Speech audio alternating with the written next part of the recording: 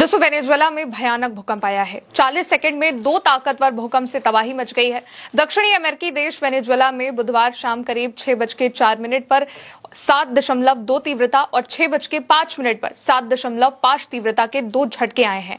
20 after shock भी दर्ज किए गए हैं। न्यूज एजेंसी के मुताबिक अब तक 174 मौतों की पुष्टि हो चुकी है, जबकि 971 लोग घायल हैं। ये भूकंप ऐसे वक्त पर आया है जब पूरे देश में राष्ट्रीय अवकाश था।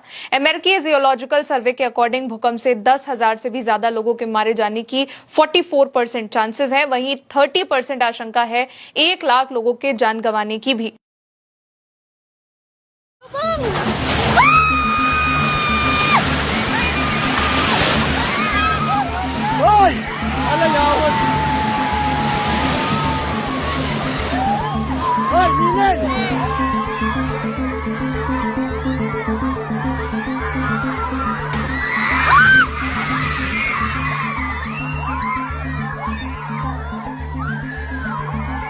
Lingkod lang, lingkod lang.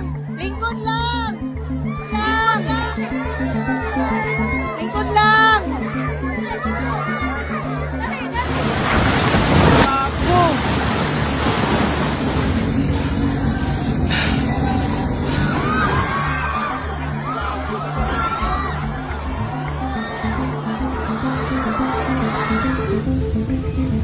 Ay, Diyos ko, Lord!